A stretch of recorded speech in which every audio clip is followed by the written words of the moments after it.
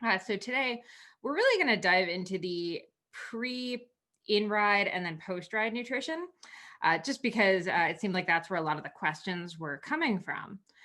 So, as we get started, I thought I would actually get going with talking through sort of what my morning looked like. Because in today's talk, we're going to talk about in ride nutrition and everything. And then we're also going to talk about some habits sort of just around your day to day life that are going to help you kind of improve your cycling by not necessarily adding training hours, but by doing other things that, will make your cycling more efficient, from, weight training and mobility to actual, like, just sitting down and thinking through goal setting stuff. So super excited to chat about that. So for some context, today I woke up this morning at 6:30. The first thing I did was I drank a giant glass of water. I did 10 minutes of yoga and core work. Then I had my breakfast, which was eggs with spinach in it and white potatoes. Then I had cup of coffee, another glass of water. Then I had about 90 minutes, almost 2 hours, before I left on a 10-mile run. During that run, I had my Camelback that had probably had about 3/4 of a liter of water throughout that run. And I ate 3 chocolate chip cookies. Then I came home at like 11 here. And then I quickly had some Greek yogurt, some blueberries, and some maple syrup as my post-run recovery. And now here I am chatting with you guys. So I just wanted to share that, not in the sense that like, oh my gosh, everyone needs to eat eggs with spinach and eggs with potatoes or all is lost, but just to kind of give you an idea of what, a day in the life looks like for me, just to maybe give some people some ideas for what sort of that pre, in, and post ride can look like. And I am going to be asking people to jump into the chat to maybe share some of their favorite meals. Not in the sense that I want to grade any of them or anything like that, but more because I think I would actually really love it if we could do some more sharing today, where we're, telling everyone like, oh, I love a peanut butter and banana sandwich before my ride, or, just a banana with peanut butter is great when I have to ride in 30 minutes and I don't have time to make a big snack. So I think if we can all kind of share some ideas, that might be really helpful for some kids who are newer to cycling, or some kids who just don't necessarily know exactly what to eat and are looking for some ideas. Ooh, mac and cheese. Love it. Excellent. Perfect. So yeah, definitely keep those chats coming as we're talking, because we're going to keep an eye on that and we're going to be able to kind of talk through that. So with that in mind, I'm just going to share my screen quickly. But I'm going to try to keep it so I can still see our chat. I want to be able to pay attention to this. Okay, perfect. And everyone in meeting. And hopefully we have everybody in here. And admitting people in. Sorry, the Zoom thing makes it so I have to, do this whole let people in. So it makes it kind of difficult. Okay, so to quickly just go back to what we talked about last week.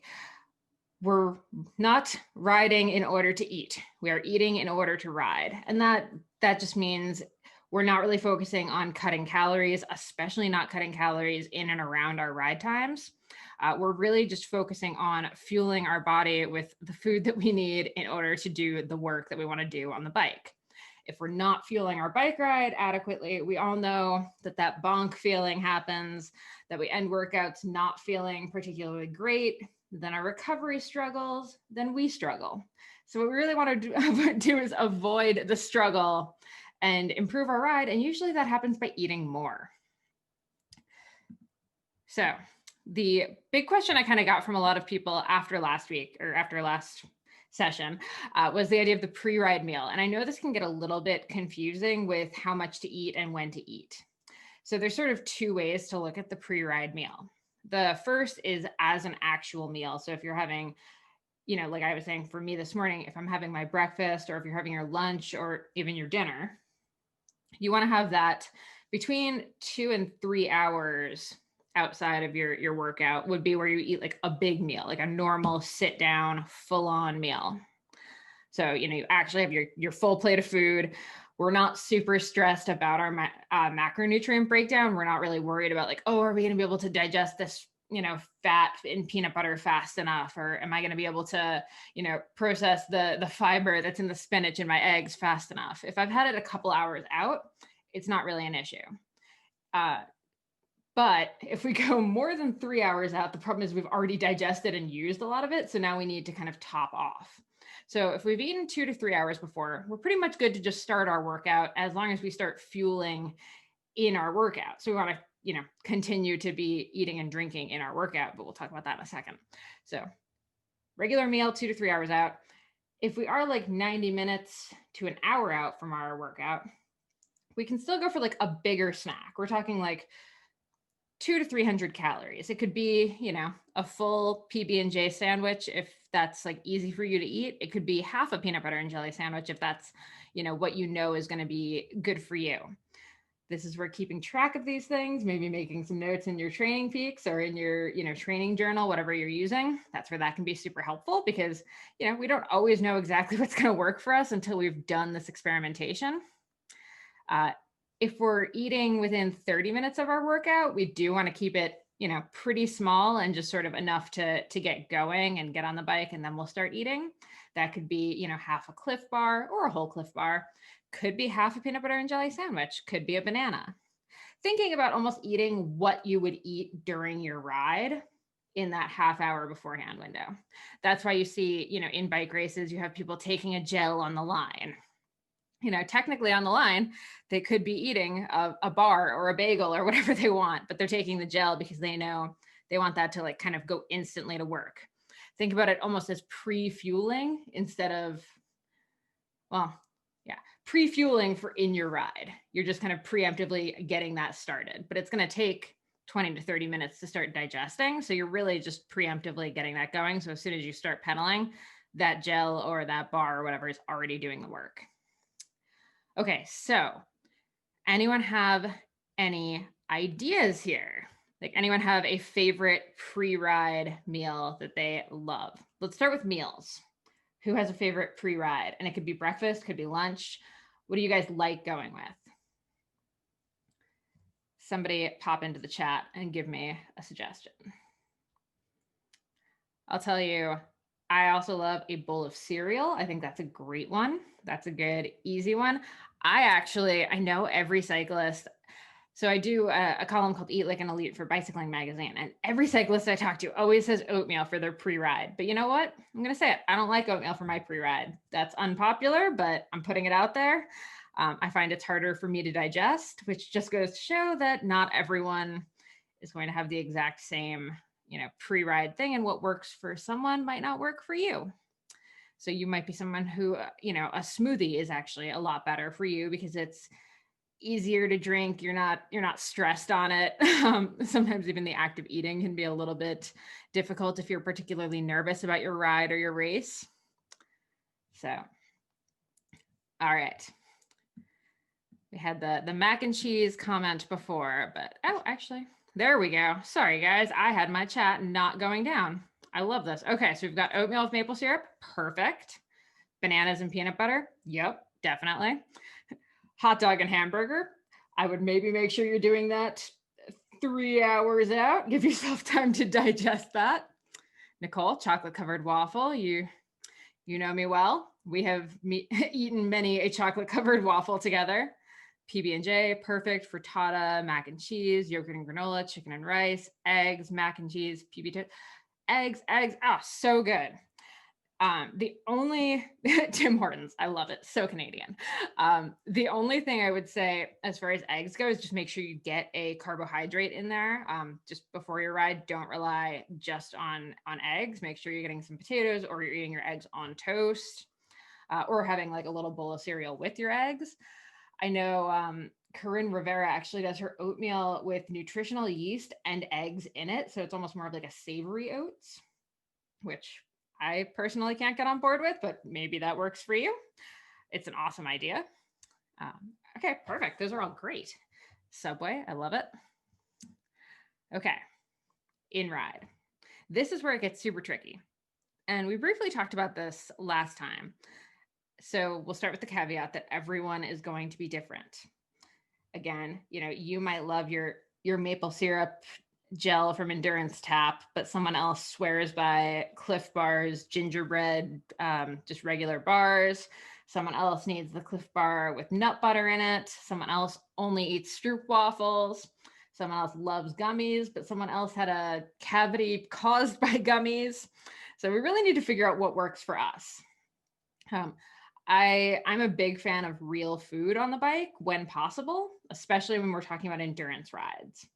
I don't think there's a really great reason to rely only on like sports drinks or anything when you're just talking about a long ride on the bike and you're not doing any high intensity stuff. I think in that case, eating whole food or real food just makes a lot of sense. It's a lot cheaper. It's a lot tastier. Like I said, today I went out running and I ate chocolate chip cookies. If I'm racing, I'll drink Tailwind. But if I'm just out doing a long run, I'm going to fuel with cookies because that's way more satisfying.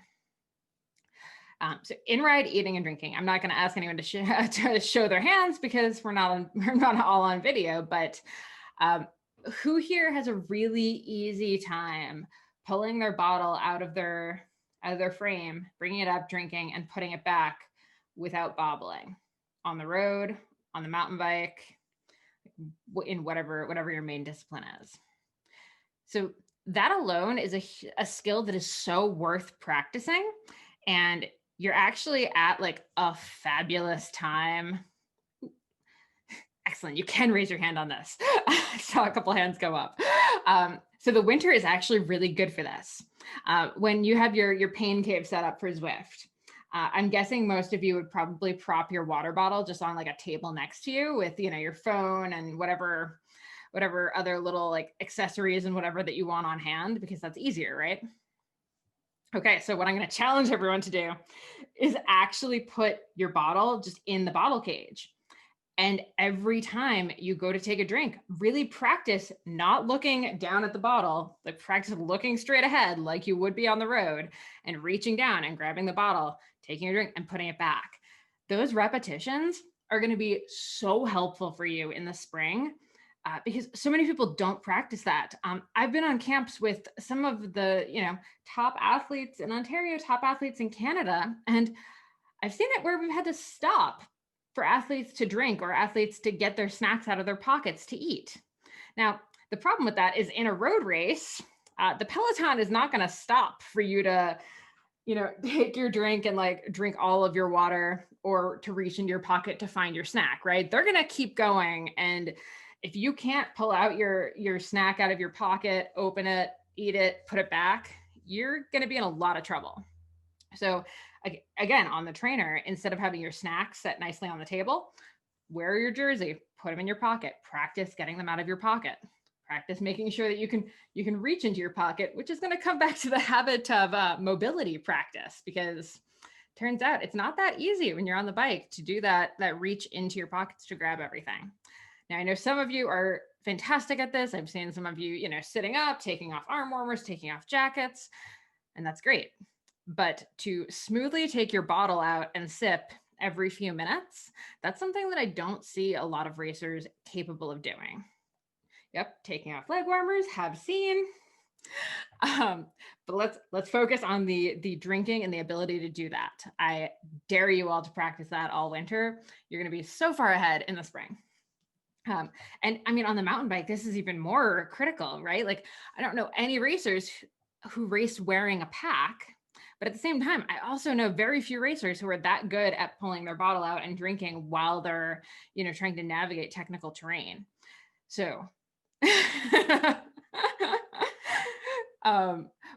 really, this is something that like a lot of people just sort of think is this academic idea of like, what do I eat on the bike? Okay, like I know what it is. I've packed it. Okay, I'm done. That's my nutrition thing. But really, I just want to impress upon everyone that like nutrition in eating and drinking on the bike, that is a skill in and of itself. And you might find from discipline to discipline, you actually have to change the way you eat because of how eating on the bike goes, right? Like on the mountain bike, it might be easier if you actually have all of your calories just in your bottle in the form of Tailwind or some other sports drink, because it's a lot harder for you to pull a gel out and open the gel and take your gel while you're, trying to navigate around, and suddenly you've like flown off a rock and you like have a gel in your mouth and it's a whole mess. Or, you fall in the gel and now you have gel everywhere in your pockets and that's a mess. So, from discipline to discipline, how you're eating can actually totally change. And it's not based on the intensity of your ride. It's just based on how easy it is to access your food and drink. So you just have to think about all of these factors when it comes to fueling your ride. Because the ability to finish a bottle that has some calories in it during a mountain bike race versus, getting through half a bottle of water and not touching your gel could be the difference between speeding up on that last lap or slowing way down and bunking, right? So we really want to just keep this stuff in mind. Now, when we're talking about just short, casual rides, we're not really stressed. Pockets in the front. I know. So Jacob says we need pockets in the front. And you know what? I completely agree. I don't know why more jersey, or why any jersey doesn't have at least just like one pocket, just for like one gel. That's all we really need, right? I mean, you can tape the gels to the bars of your bike. That might be a tactic. But again, we want to think about these tactics, and we definitely don't want race day to be the first day that we're trying this, right? Like, can you imagine anything more embarrassing than, race day? It's the first time you're like taping your gel to the bike. And what you didn't realize was you want to make sure that the tab of the gel is what you've taped down, but instead you've taped the body of the gel. So you rip off the tab, but the gel is still taped completely to your bike. And now you've got gel squirting out onto your top tube and you're not getting any of it. And you're just holding the tab, just feeling like a complete idiot.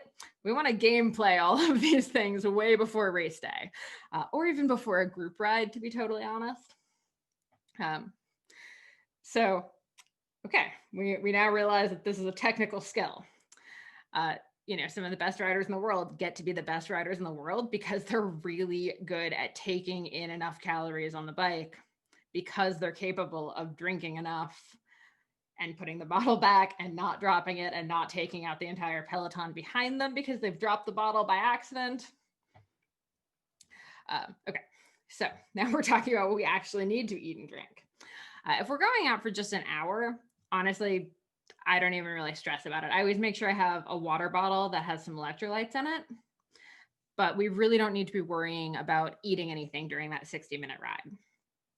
If it's going to be a really hard ride and you haven't eaten anything beforehand, we didn't pre-fuel properly, then sure, by all means, eat like half a bar during your warm-up or something.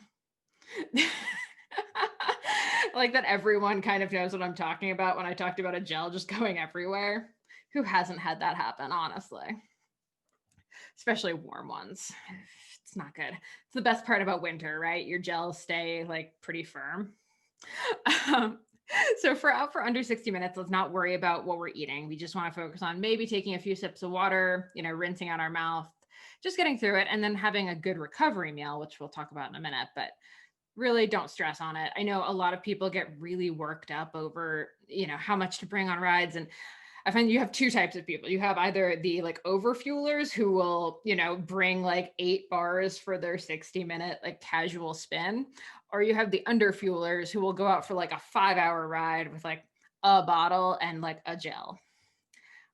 We want to be somewhere in the middle of that. We want to fuel adequately, but we don't want to just go so overboard that we finish our ride and we're like, I'm actually completely full right now and never want to eat again. That's not going to make us much faster either. We want a happy balance of fueling the work, but still finishing feeling like we could eat a meal. So after an hour, that's where we get into what are we having? Okay, so we want to have at least one bottle. So one bottle can be water, can be electrolytes, and then we want to have between 200 and 400 calories.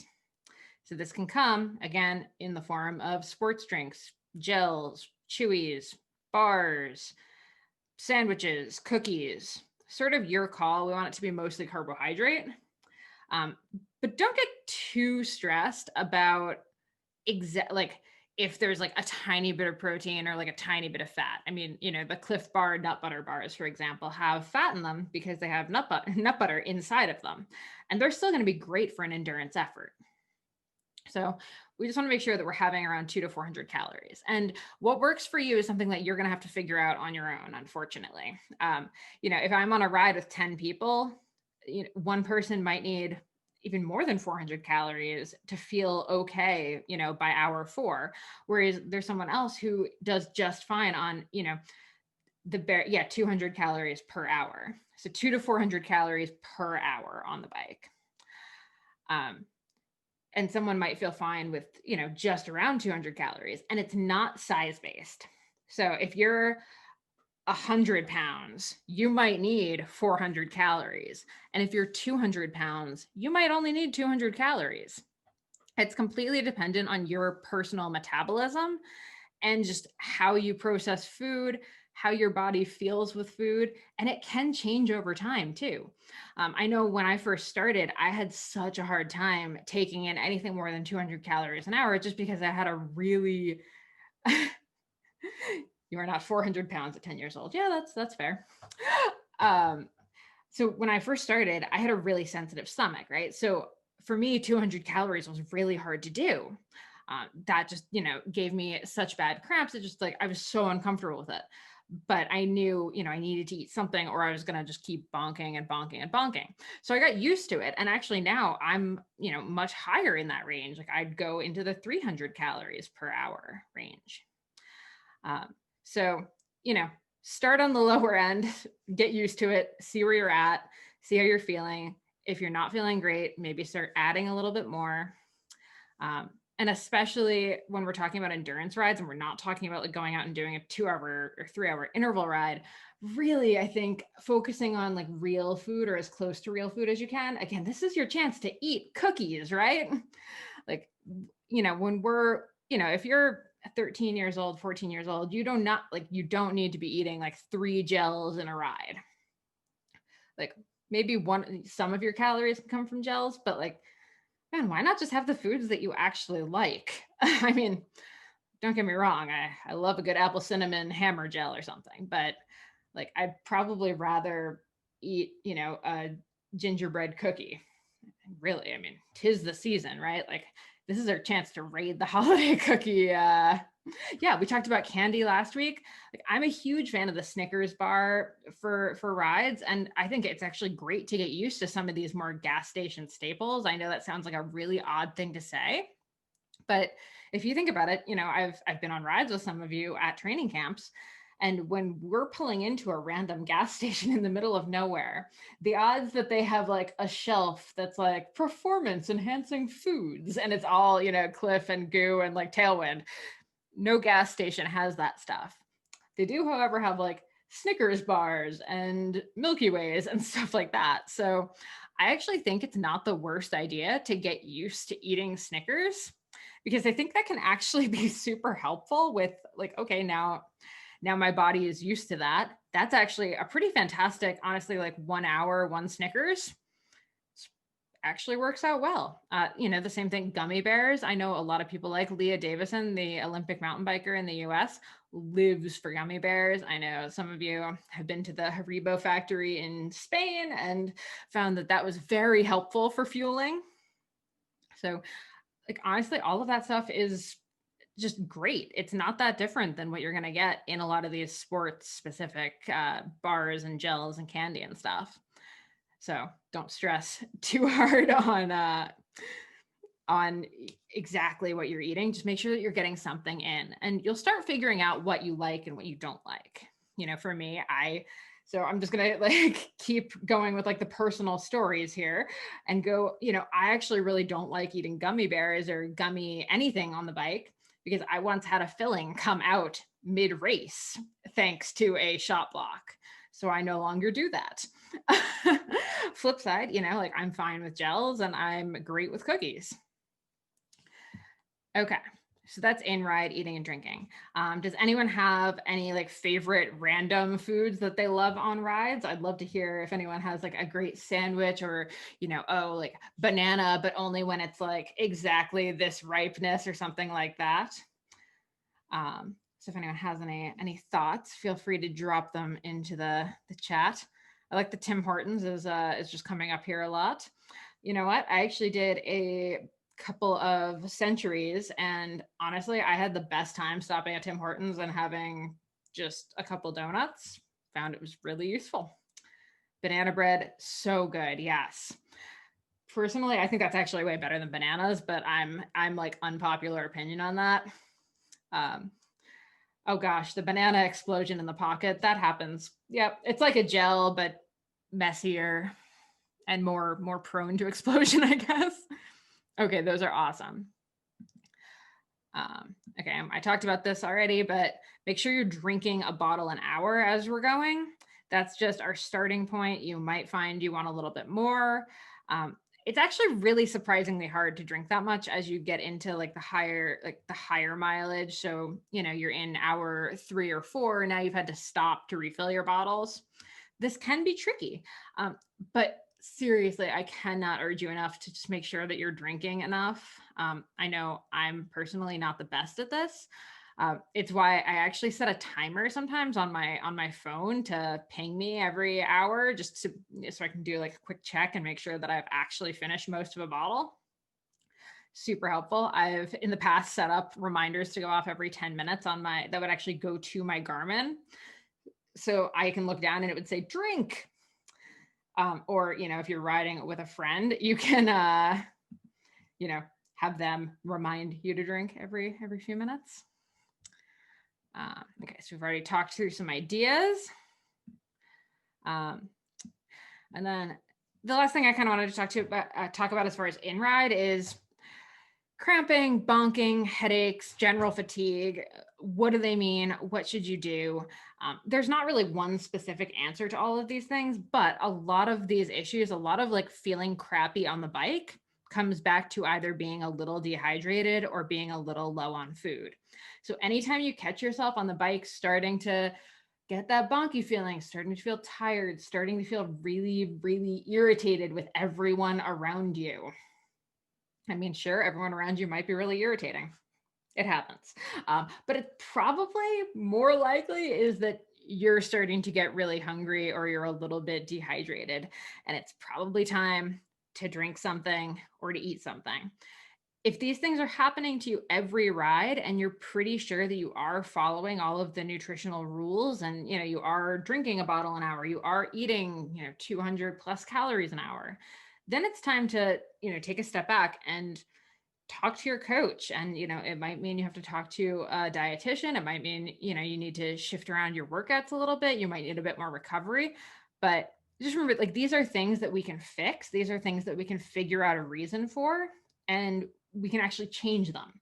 We don't have to assume that after 3 hours our quads are going to start cramping, or that every time you ride for more than 2.5 hours and do an interval you end up with a headache. Like, that doesn't have to be the case.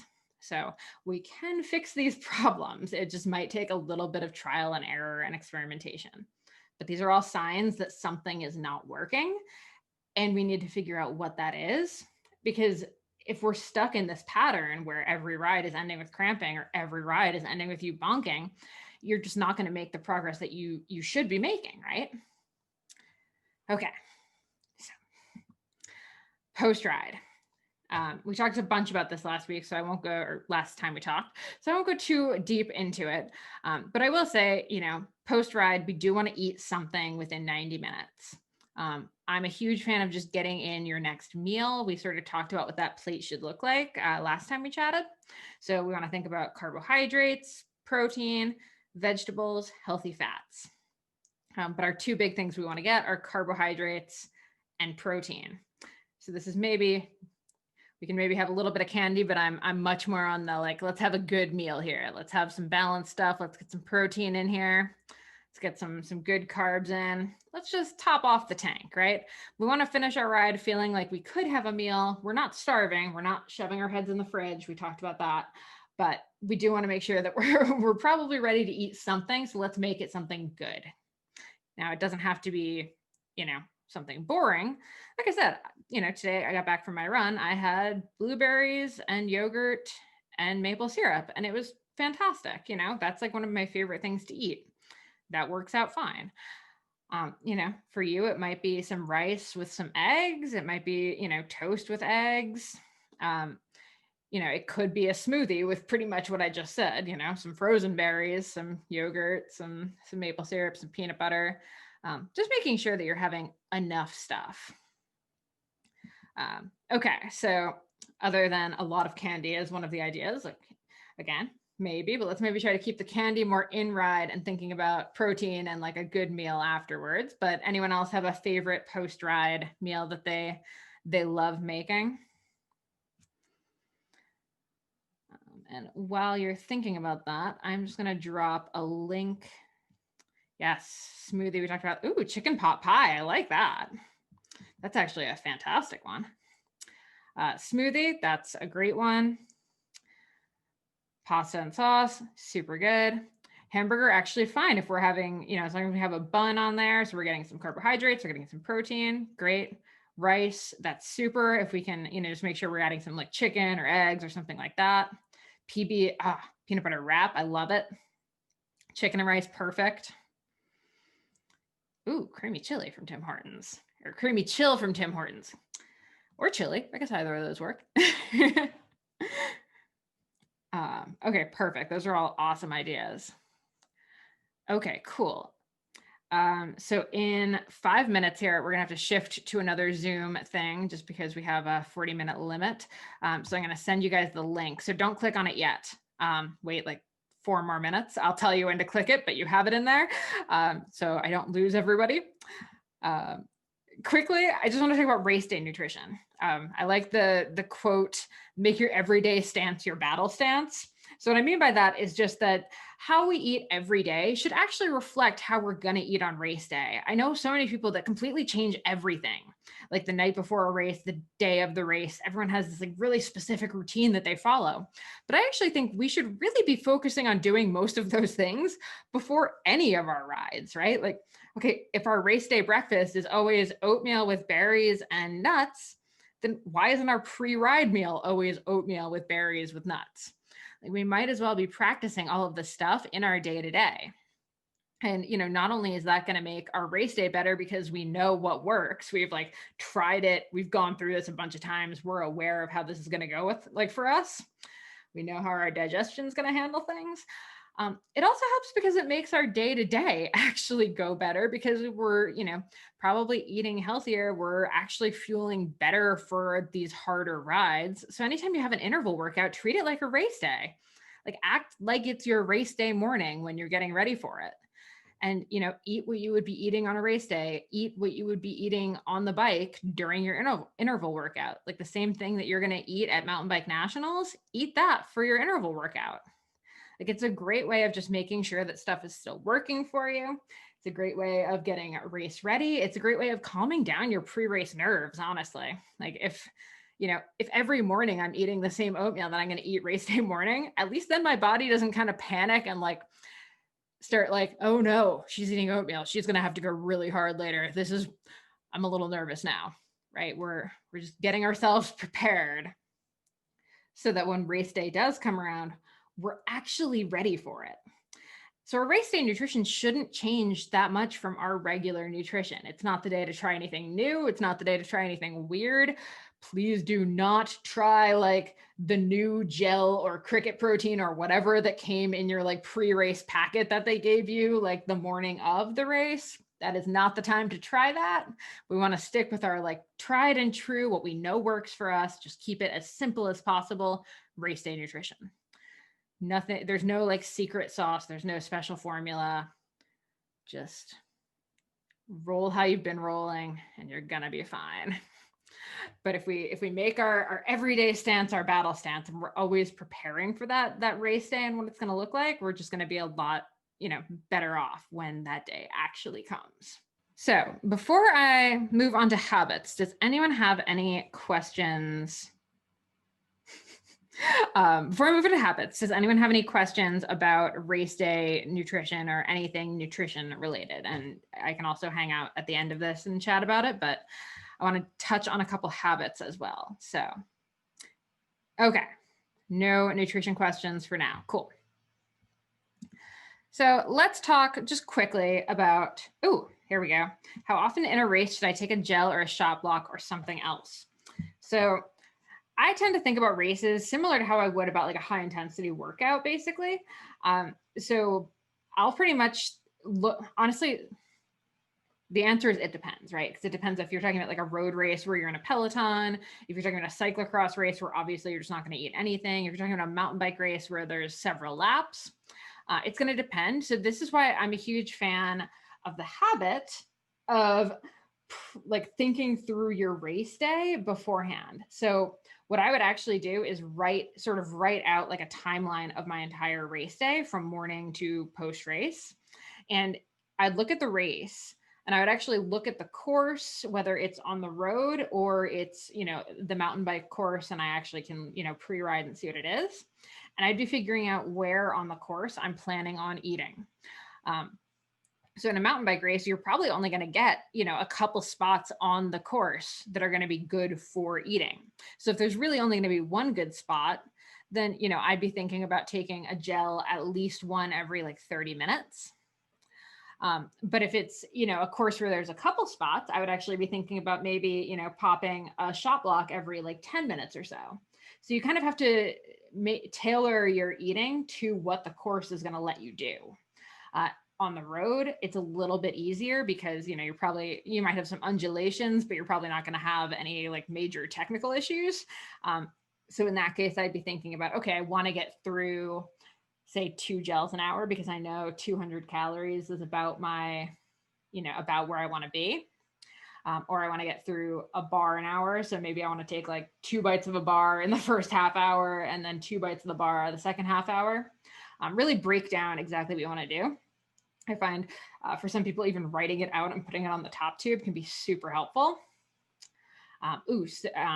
So yeah, I mean, it's going to take some experimentation, and every race is going to be a little bit different, unfortunately. But as you kind of start getting your staples down, you'll start kind of figuring out like, okay, which one is going to be good for this race? How is this going to work for this race?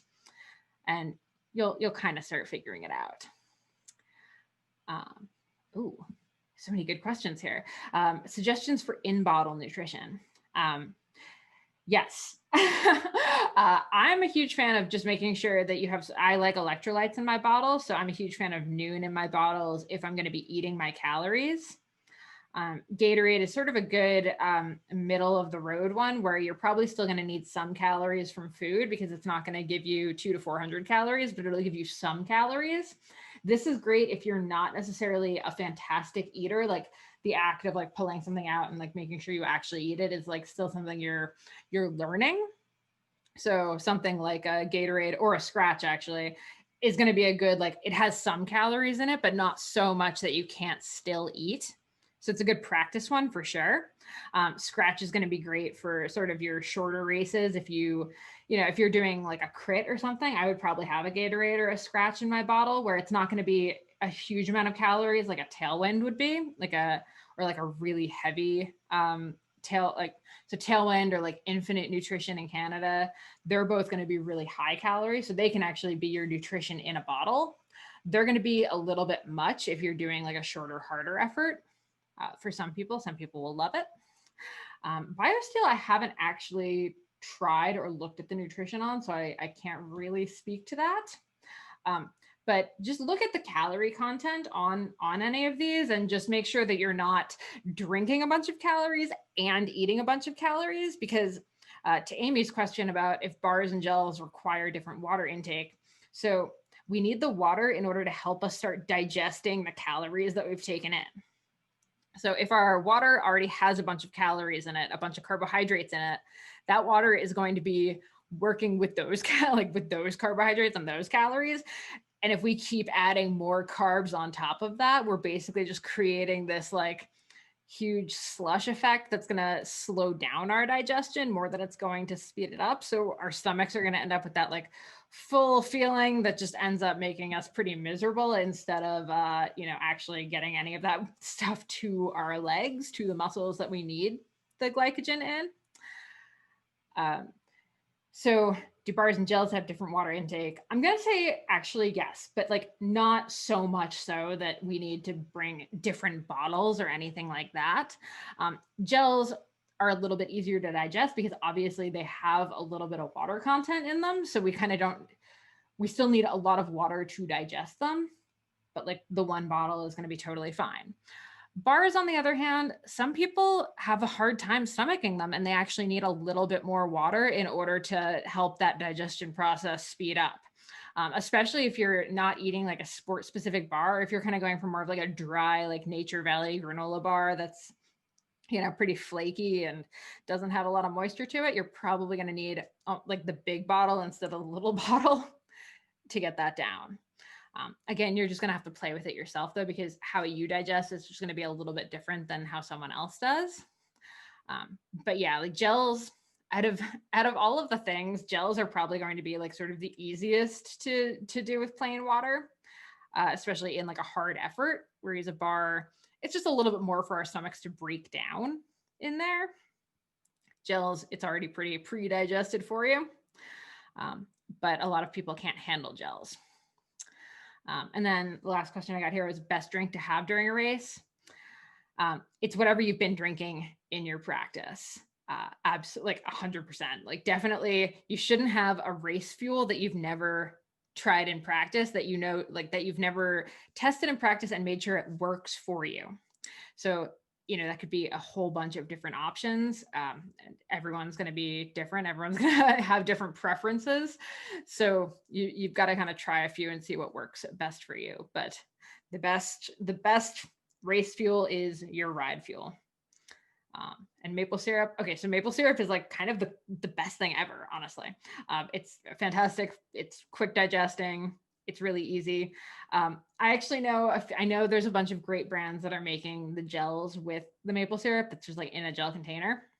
I actually know a few athletes though who just buy jugs of maple syrup, and you can get pretty like small squeeze gel like plastic dispensers.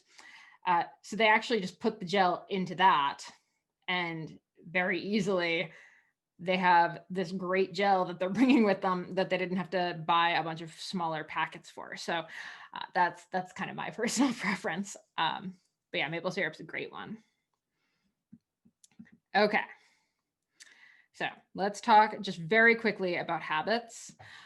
We only have 15 minutes and I really want to talk about goal setting. So I might even just skip to that in a second here, but with habits, typically in a normal year, we have all of this stuff around game day and race day practice and routines. And we have all of our group training and all of this stuff that kind of takes precedence, understandably.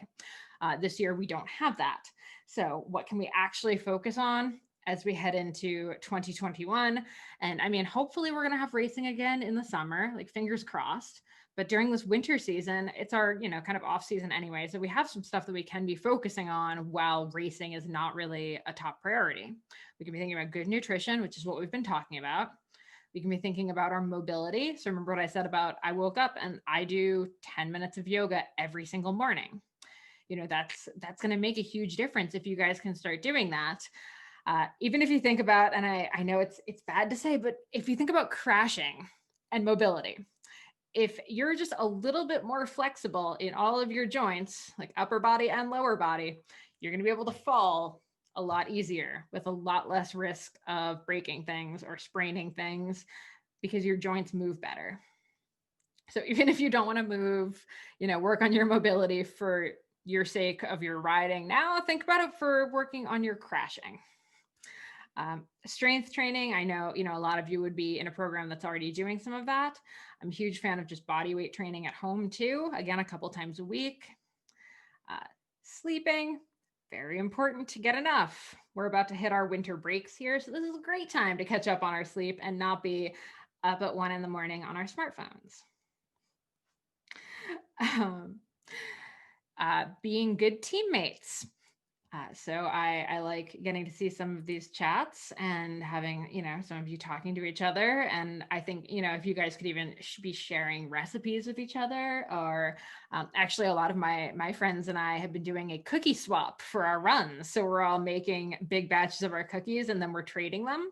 So we're all getting to take part in each other's holiday cooking, and it's really helping us fuel our runs much, much happier.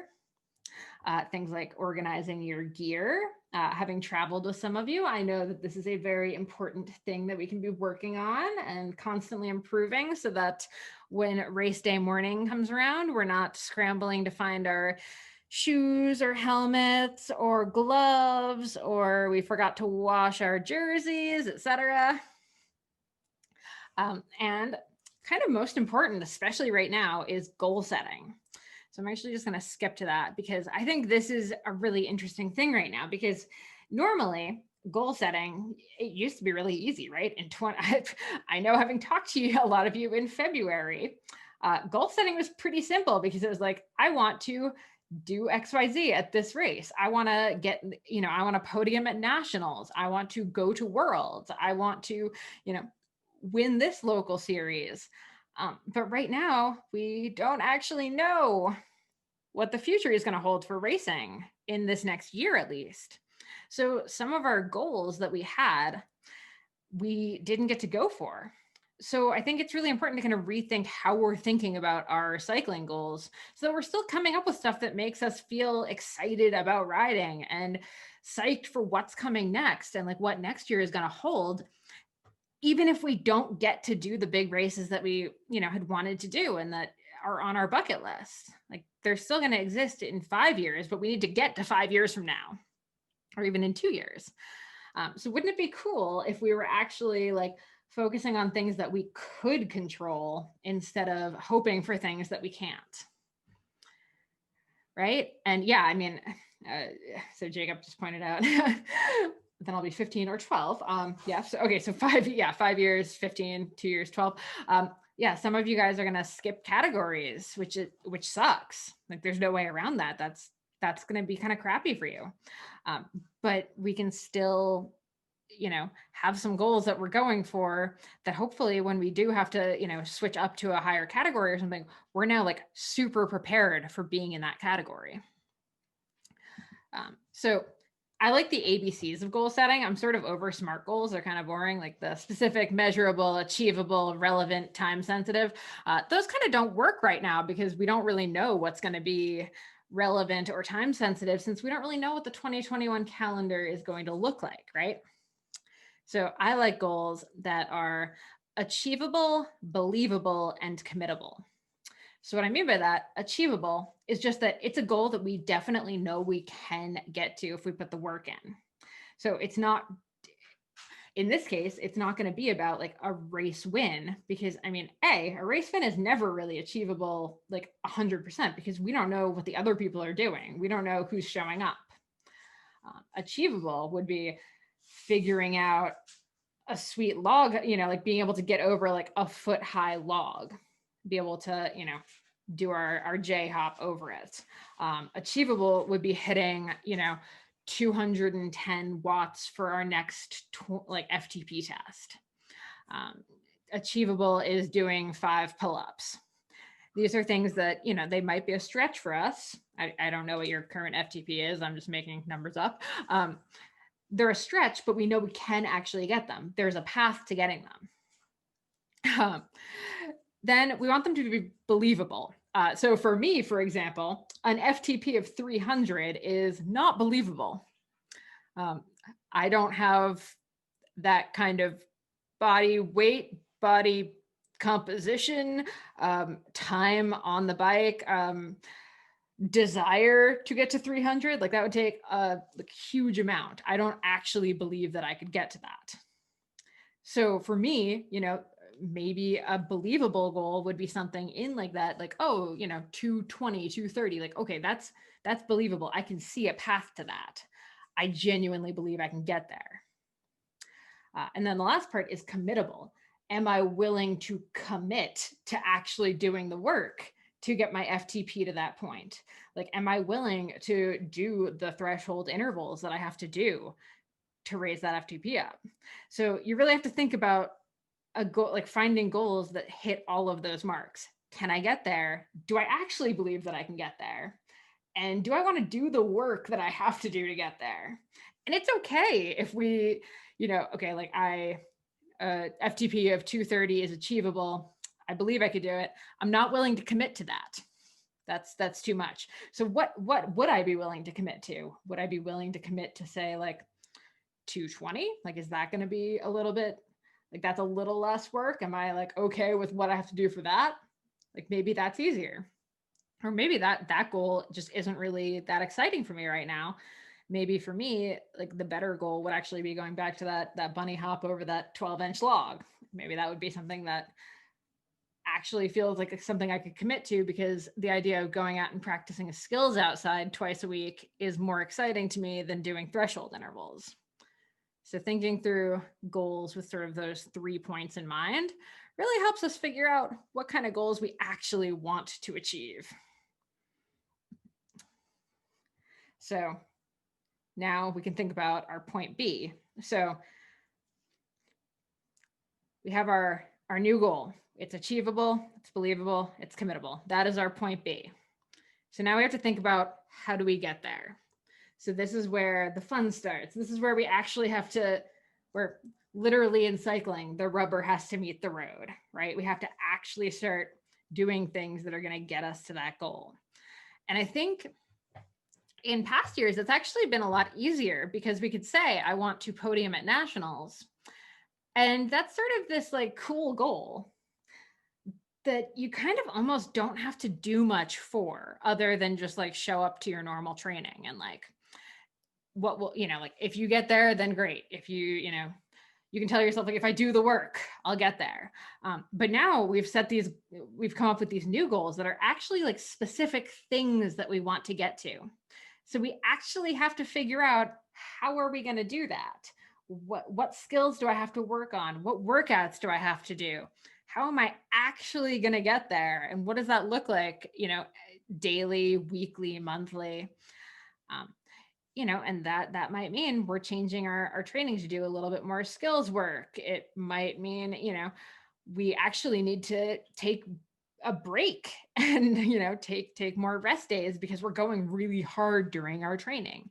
It might mean we have to focus on our nutrition, because our goal is to get through like a 5-hour ride, and we've never done that before. And we know that at hour 3, we start to feel like this. But if we snack, we feel like this. So we just really want to think through exactly what it is that we want, and then how we're actually going to get there. And that's something that we haven't really done a whole lot of, I'm guessing. Like, I know for me, I have lists upon lists of goals that I want to achieve, but the only ones I ever get to are the ones where I've like broken it down into what I have to do on a daily basis to actually get to those goals. It's how I've written books and done Ironmans and raced ultras and all of these different things. The goals I haven't gotten are the ones where I was just like, I'd like to bunny hop a giant thing, and then I don't actually break down what that looks like on a daily basis, or don't actually do what I need to do on a daily basis to get that done. So when we finish this, I'm actually going to send you guys a link to these 2 PDFs. So I have 2 goal guides that I like using. So this one is this big, scary goal one. So this is where we pick one goal for this year that feels like a big stretch, but it does feel like something that we can actually do. And then I want you to think through 4 steps to getting to that goal. So if that big, scary goal is, say we're coming back to that FTP, say if my big, scary goal is, this is the year 240. 4 steps to that goal could be, I'm actually getting a lot of sleep, because I know I need to be super recovered. It could be eating good recovery meals, could be doing my threshold workouts, could be, actually doing my endurance rides even, or, doing my strength training at the gym. And then my process goal from one of those, so we come down to like the middle of this, we're going to take one of those 4 small steps, and then we're going to actually break down what exactly that looks like. So if I pick the, I want to get enough sleep every night, so I'm like super recovered, what are 5 ways that I can actually go about getting better sleep? That could be, I set myself a bedtime alarm that goes off at like 9 p.m. every night and is like, go to bed. It could mean I pick out a really boring book to keep on my bedside table, and I read a chapter of that every night until it makes me go to sleep. It could be I start drinking chamomile or ginger tea at night to, start easing my way into bedtime. It could be, I ask my parents to get, well, okay, in your case, I have to actually buy my own, but I get blackout blinds for my windows. So it's actually nice and dark in my room at night, right? So just thinking through little steps that go to one of those, because I often find like we're great at setting our big goal. We're even good at like sort of thinking through what steps we need to take for that goal. But then a lot of the time, those steps are actually still too big to take a bite out of, and we need to break them down even more. So this sheet is really just to kind of help you sort of think through what the tiniest steps that you can start with to get to whatever your cycling goal are. And it can also work for school stuff, by the way. I find it's very helpful, especially for like big reports or big projects, if you have any. And then the other goal sheet that's in this PDF that I will send you in a second here is this one, and it's the good, better, best goal sheet. And I like doing this one. I actually do this one once a week. And I like it because it starts with like what we've done well and what we're psyched about and proud of. And then it goes to ways that we can improve, but it's not looking at it in like a what I suck at this week. It's looking at it in like a much more kind way, like where we're still being really nice to ourselves. So we start with our 1 to 3 things that we've done really well this week. So, I actually got 7 hours of sleep a night. I did all of my workouts. I, had a really good recovery meal after my long ride on Saturday. Like those are all great ones, that I could say I did this week. But then our better is something that we want to improve on. So we can kind of think back to our week, like, okay, what didn't work? And okay, so for me, I didn't actually push myself during my interval workout, right? Like I just got through my workout. It wasn't great. So what I could do better is actually push during my intervals. So then we get down to best, which is what habit can we do to get to our best, like to being our best? So, in that case, it might be I should actually make like a pump up playlist to put on during my intervals and turn that on right when the intervals start. So I actually like, get going through it, or like maybe put a note on my top tube that says like, do the work, or, whatever it has to be. Or like I, ask a friend to train with me that day, even if it's like virtually on Zwift, so that I have someone that I'm doing these intervals with to kind of push me to keep going. So, again, it's just kind of a new way of looking at what your goals are, how you've been doing. It just kind of, helps keep you a little bit more honest about what you're doing really well, and like the little things you can do to sort of start pushing towards getting better. And again, I know this year is really kind of weird for goals and like getting, figuring out what you can improve or what you should improve. So I think it's more important than ever to be focused on having goals right now, even if we don't know what racing is going to look like. Okay. So, I mean, really, like ultimately, like the final thing I'm just going to say here is a lot of stuff happening right now is uncontrollable, right? Like we can't control when racing is going to come back. We can't control when we're going to get to ride with our friends. There's a lot of stuff that is just outside of our sphere of control. So what I want everyone to do is just think about what we can control. And that's, what we're eating in and around our ride, when we're going to bed, how much work we're putting in on the bike, or how we're performing on the bike, like all of that stuff that we can focus on. Oh, you are racing virtually. Yeah. So, I mean, you can set some goals around racing virtually for sure.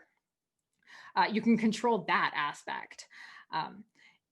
Just thinking about that instead of just being upset about the stuff that isn't happening.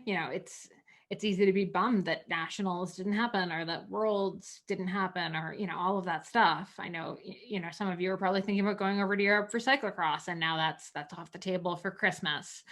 And that stinks, but there is still stuff that we can control, right? Like if you don't get to be over racing cyclocross in Belgium for Christmas week, we can still hop on Zwift. And yeah, like there were TTs today, and, it's not in the mud, but it's still doing something with your time. So that's awesome. That's controlling what you can control. I love it.